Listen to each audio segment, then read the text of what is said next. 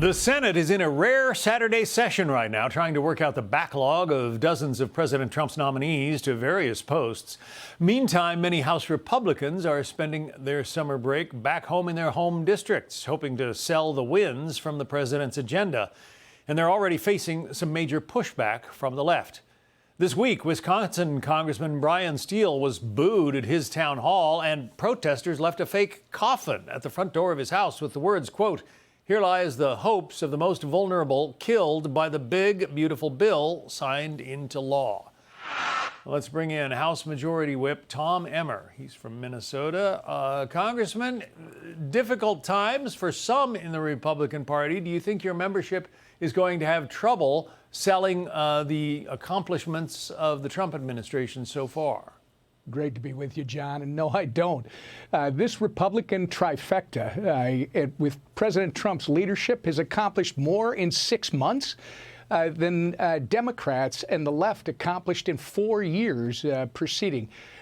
Once Republicans start talking about what's in the bill, and once people actually start understanding what the bill says as opposed to what people want you to think it says, John, it doesn't matter what the topic is. It's extremely popular, whether it's the $4.5 trillion in tax increases we avoided, whether it's redoing the air traffic control system in this country, whether it's work requirements for able-bodied, working-aged adults without children. All of these are immensely popular with Republicans, Democrats, and others. And again, as long as we continue to talk about what's in the bill and people get to see it, it'll be very good. It's got to be tough for your members to go to some of these meetings and, well, for instance, in Brian Stiles' case, get booed at the meetings. Is that the actual feeling of his constituents, do you think, or are these sort of interlopers who've been planted in the crowd? There's a lot of these ground protests that, I mean, I had one in my own district last week when I was there. And at 5 o'clock, it was like they all punched out, John, like they were done. They show up with a bunch of professionally made signs. They complain. I'll tell you, I'm hearing from my constituents, and they are thrilled with what Donald J. Trump and the Republicans have accomplished in just 6 months. There is a win for every single American in this bill, and it will be immensely popular by the time we get to the midterms, John. Well, speaking of midterms, generally the party that holds the White House loses congressional seats in the midterm elections. That's part of the reason that President Trump has urged Texas to redistrict, hoping to pick up as many as 5 Republican seats in that state. Now, in California, Gavin Newsom says he's going to respond. He wants to do some redistricting there, even though when he was mayor of San Francisco, he was in favor of a nonpartisan body drawing the district lines. Is there a danger that in redistricting Texas, that Republicans could lose seats in some other states? Well, I'll leave that to Governor Abbott and Texans to determine what they want to do, John, which is their right. But if you talk about the midterms and you talk about history, you're forgetting that it's Donald J. Trump who has changed all the rules. And in this case, unlike 2018 in his first midterm, where Republicans in the House were defending about 23 of our members that were in seats that Hillary Clinton had won in the 2016 election, guess what, John? We only have 3 in districts that Kamala won. Democrats, by contrast, have 13 of their members in seats that Donald J. Trump won.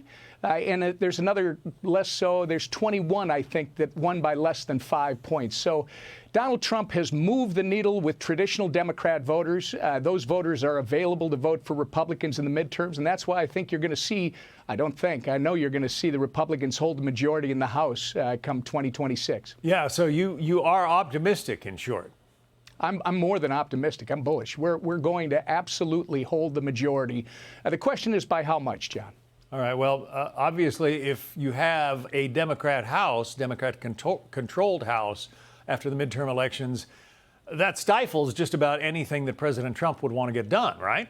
Well, again, John, you're assuming that Americans are interested in voting for a party that doesn't have a leader and doesn't have a message.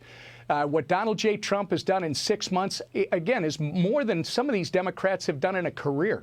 The American public that showed up, 77 million people that voted for Donald J. Trump, this is exactly why they voted for him, and that's why they're going to reward the Republicans in the midterms. You're in the House, not the Senate, but the Senate is trying to get some of President Trump's nominees confirmed today. That's in a rare Saturday session.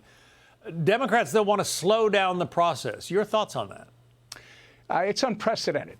They want to make it sound like this is both sides. Do you realize that Donald J. Trump is the first and only president that has never had one of his nominees done either by voice vote or unanimous consent? I commend John Thune and his Republican conference in the Senate for sticking to it. The American people want this stuff to get done. They're sick and tired of Chuck Schumer's childish games. This is not what they voted for, and this is another reason why we're going to be successful in the midterms, John. All right. So as President Trump juggles all of these issues that, you say that he has handled a lot more than the previous administration did, there's this criticism of the most recent jobs numbers. What do you think about the employment situation in this country? Is it going to continue to remain soft, or is it going to come roaring back?